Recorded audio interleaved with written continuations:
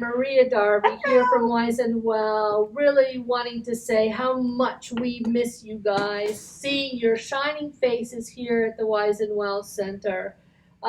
We can't, it seems so long since March 12th when we had to suspend operations here due to COVID-19 pandemic. But we are really, really missing you and want you to know that we think about you every day and hope that you're well and that you are practicing the shelter and stay safe at home protocols that Governor Hogan has put forth, with the washing of your hands 20 seconds, warm water to make sure that you're safe that way, that you're wearing your masks and protective equipment when you go out and about, to the grocery store, to keep yourself safe, and that you're social distancing 6 feet apart, so that you really are doing all that you can do to be responsible and help us sort of move through this crisis time of this pandemic. But we really, really miss you. We wanted to come together through this little technology video so that you would know that we're thinking about you, and for us to share with you some of the things that are happening on the campus, though you're not here. And I'm going to let Maria maybe speak a little bit about some of the things. We know that this is different, being community, where we're together and we're social, and it's all about relationship and hugging and seeing each other and handshakes. And now all that's taboo. You can't do any of that sort of stuff. So we're having to find new ways to connect, and technology is really helping us do that. But at the heart of all this is that we're still in a connective relationship with you. I want you to know that we're here for you as a resource, that we think about you, and we're making plans about how great it's going to be when we can come back together. So we just wanted to sort of share that, but also share some of the things that are happening so that you can learn what's going on here, though you're not here. We want to give you those updates. So you might be thinking, what have they been doing there since March 12th when y'all left us? So as you know, that because we're part of the larger Keswick community, once the governor shut down the campuses in order to protect our residents and our staff as well, we also instituted no visitor policy, no family visitation, no volunteers, et cetera. Again, for safety. Our staff, our amazing Wise and Well staff, then went to the nursing home side of the house to share their talents. And so from helping residents engage with their families via Zoom or FaceTime or Skype or various things, we've allowed that kind of relationship to continue, particularly in those early weeks when there was a lot of unknowns and everyone was nervous and families were nervous. So our staff did that. We also helped deal with the personal protection equipment, PPE. You probably have learned so much more about that than you ever want to know. But we helped do that. Again, every day our staff, when we have folks enter the campus, they have a whole series of questions we ask about symptoms, etc. Taking temperatures. Exactly. We want to make sure that when we're taking the temperatures, that everyone is in a really safe place for themselves, for our staff community, and for our resident community. And so we did things from small activities on the units where our residents live, to individual activities, to group bingo from their rooms, to various things, little art projects to help the residents really feel connected, since they didn't have any outside, influences anymore. And then particularly when the governor went through another level and decided that we really needed even more protection, residents are now in their rooms entirely. So how could we greet from the hallway, do a little wave, do a morning check-in to make sure that everyone is, not feeling isolated, not feeling socially isolated, and feeling connected to one another and to the larger Keswick community.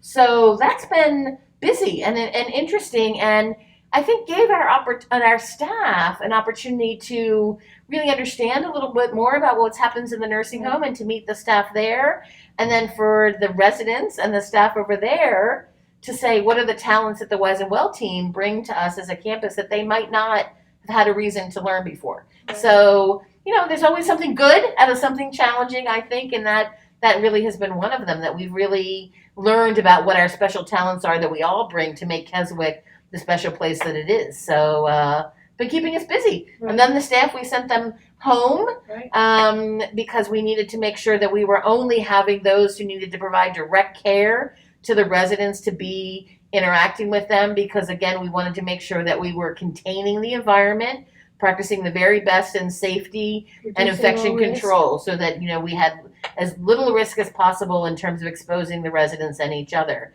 And so then they went home for 9 weeks. I've had the Wise and Well team at home, and I've been missing them terribly here, just like I've been missing you. So I'm going to let Sue talk a little bit about what the team did when they were at home. So that we say that Keswick really is like the learning lab. Well, hey, all of the whole Wise and Well team had to sort of learn, how to use technology and get really good at that really quickly, so that we could start to deliver, some of the engagement activities and programs to connect with you. And some of that was a work in progress, but I think that we've gotten really good at that. And we recognize that virtual programming and using technology is something that's probably going to be here for the long haul, and that we will utilize in terms of staying connected, because right now we really don't know how long we're going to have to work in this sort of like being community but being apart, and that has some different nuances for us, but we're rising to the challenge and the task in terms of exploring all of the options that we have available to us, so that we can connect with you while you're at home. And provide you engaging offerings, classes, fitness programs, educational opportunities, details and updates about how we navigate through pandemic. All of this is important. It's part of the relationship that we have with you. It's really kind of a cornerstone in terms of really connecting and helping you live your best life. It's kind of navigating the challenges that we know so often can happen, and helping you have resources and feel like you have choices, so that we can navigate through that. So we're very committed to that. In addition to providing remote activities, we've also been supporting the community at large. Keswick's been a part of the Baltimore community for 136 years, and and now we're testing that. We're really doing some of the mission work that we're known for in terms of how we interface with our community. And Maria's going to speak a little bit to some of the specific projects that we've put forth to help our community at large really thrive and sort of walk through this difficult time. So we have been, we partner with our local organizations that serve older folks in our community. So St. Mary's Outreach, the Hampton Family Center, and Action and Maturity, to say, how can we be stronger together? Given that all of us are operating with less resources in a difficult time, how do we make sure that those we care about, that are part of our mission, that are part of our family, how do we make sure that they are doing the best that they can and they're having their best lives given their circumstances? So together we have served over 8,500 pounds of food just in the month of April to over 186 older adults living in our community that needed that support.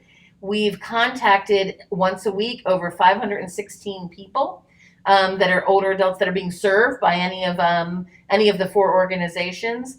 And we helped 56 people who needed a little extra support. Because I don't know about you, but there have been times during this pandemic, and I'm going to work every day, but there have been times during this pandemic that I felt a little out of sorts, maybe a little depressed, a little not myself, and needed a little extra something, whatever that is. And so we helped some folks get more of that they needed in some very specific way, or connected them to other kinds of resources.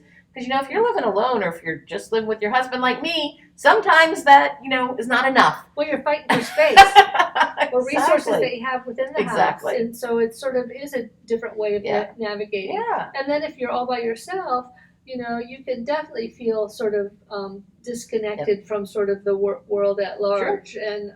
And we recognize that. We know that can impact folks, and that social isolation and being separated is critical and can bring on sort of that situational depression or anxiety. And I know there were days when I just felt so tired. When I had all this project work I needed to do. We need to be creating next week's programs, and I just know that I just didn't have the energy. And I think it's good to recognize that and sort of know when you sort of need to sort of maybe take a break or call a friend or get hooked up with some other resources. So we want you to know that we're here for you. And in large part, some of the calls, in addition to sort of the virtual programming, but the calls we would make to our member roster is really just to reach out and see, do you have everything you need? We're here for you. How can we connect you? How can we put you in touch with a resource that's going to help you through whatever issue? Oh, your dentist isn't seeing patients right now. Maybe there's another resource that we could hook you up with. Or just to give you somebody else to talk to. Right. Because you talk to the same couple people, you just get, you just need a new voice, a new conversation. Someone else to say, what books are you reading? Are you binge watching anything cool? Right. Have you made a new recipe? What are those things, that might be, that you might have a few minutes more for now, but you want to talk to someone about them, new tips and tricks to help get you through. True. And how, laughter's the best medicine. Sure. Who's got a new story or a funny situation? So all this is part of sort of being community virtually and staying connected and keeping other people close. So we know that this is sort of it's a challenging time, but we're all learning, and working through that. And certainly, for us that have returned to work now, the Wise and Well team members are back here on campus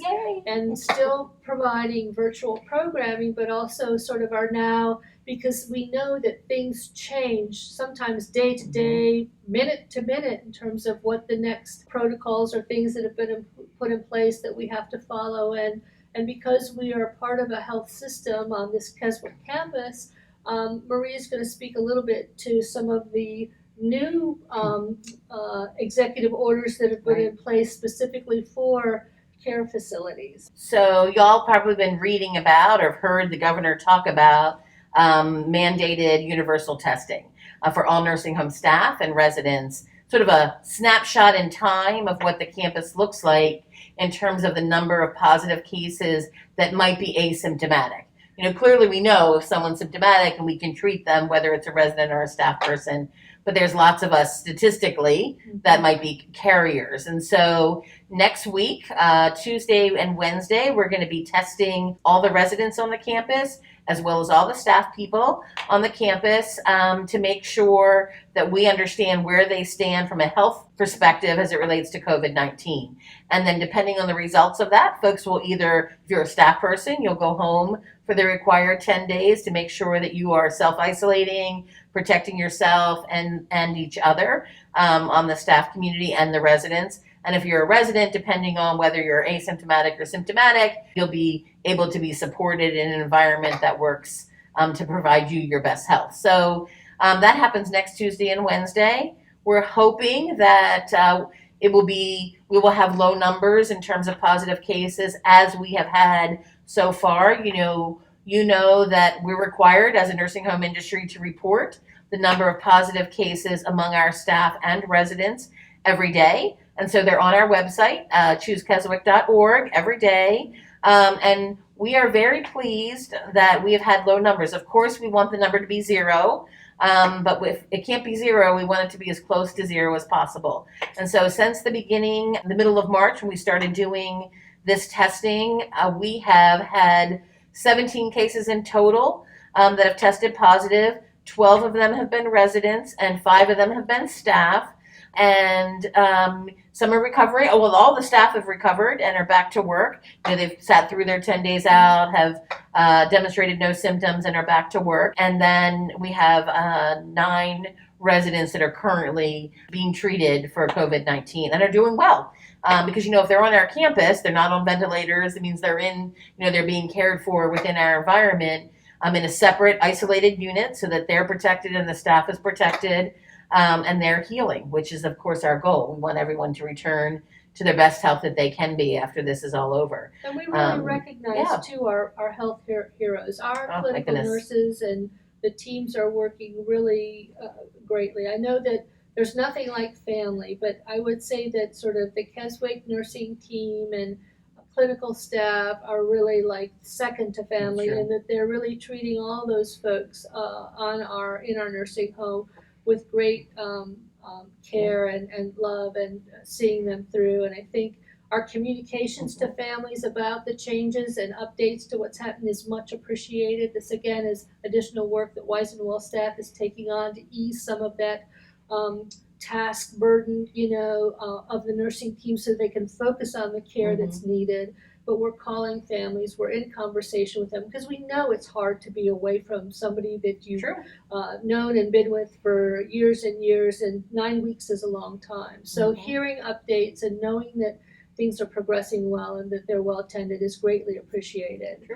But all part of the worthy work that we do, in hopes that we can sort of bend the curve, and work with the governor to sort of move into sort of the next phase, because he has a plan, phase 1, 2, and 3, to sort of help to open up, business, but also really help diminish, the effects of the virus. So, having said that, I think that we're marching in order, I guess, with all of those executive orders, and certainly we will march to whatever the results unfold as a result of the universal testing. But then also we're very busy in planning for the reopening of the Wise and Well. Yes, and when you're back, welcome you. But we also know, and that will be a great day. I can't wait. Cause for celebration.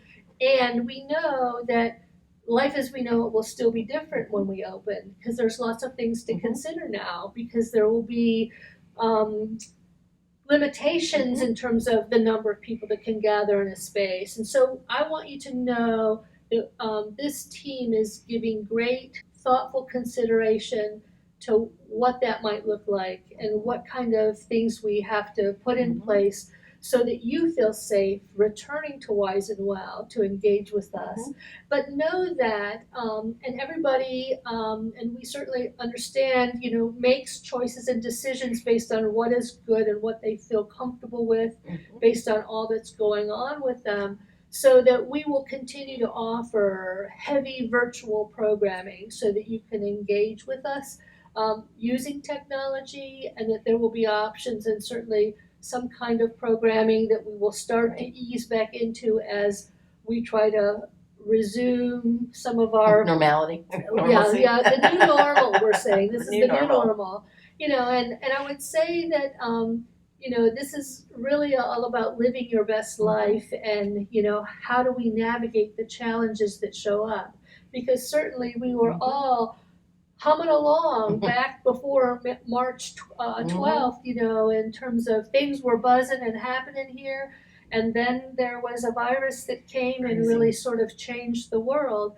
And so because we are resilient, humans are definitely resilient, that we are figuring out what new normal will look for us. And it will be very wonderful. It'll be great. But just different. But different. But we will communicate once we have that sort of figured out more. There will be more conversations ahead in terms of what will be and how we will work. And I think, I'm always saying, like, what's good that comes out of something that's not so great? And we had always planned from the very beginning that we would have a virtual component to Wise and Well. Like, we always said that would be what was next. We just didn't know what was next was going to be. Would be tomorrow. So tomorrow, right? And so I think that the good news about that is that we've learned some things. You all have given us feedback. We've practiced some things. We've made, successes, and we've gotten better at it as we go. And you've gotten better at engaging with us that way. And so we'll continue to do that in some fashion. But at the same time, we understand that there will be folks that want to engage one-on-one, and we want to do that safely. I mean, that's been Keswick as an institution, as an entity, as a community organization, to do that in all ways since the beginning of time. And so we want to figure out what do we have to put in place, what processes, Right. what plans, to make sure that you feel comfortable, that our staff feels comfortable, and that we all remain safe in whatever the world is delivering as we go forward.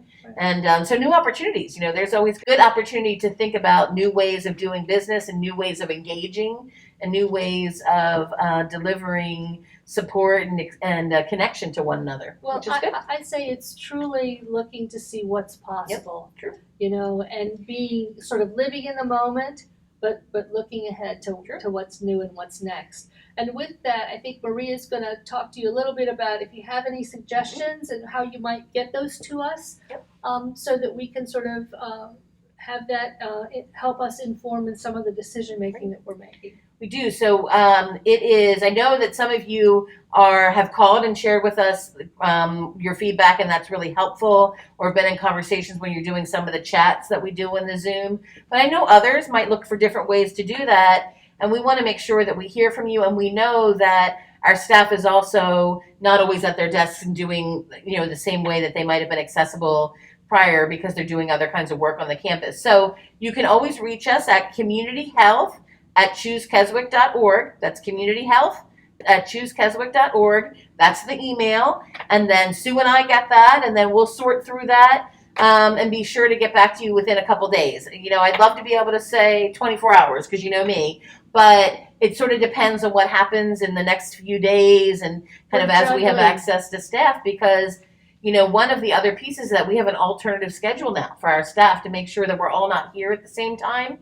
We have people working different hours, different days of the week, so that we can make sure we're practicing good social distancing.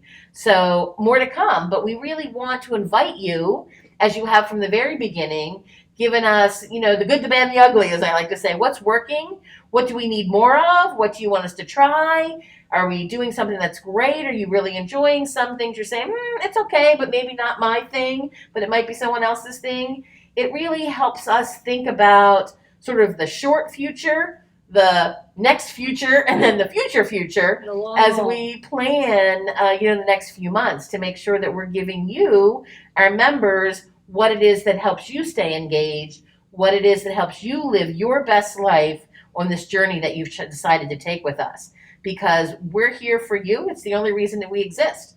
And the more that you can tell us about how we're doing and suggestions that we might think about, enables us to continue to deliver the level of programming and engagement that you rightly expect from us, and that we expect in our partnership with each other. So please share. Please tell us what you think, and we'd love to hear from you. So be well. We'll be back in touch with you again soon with more messaging and information, and stay safe.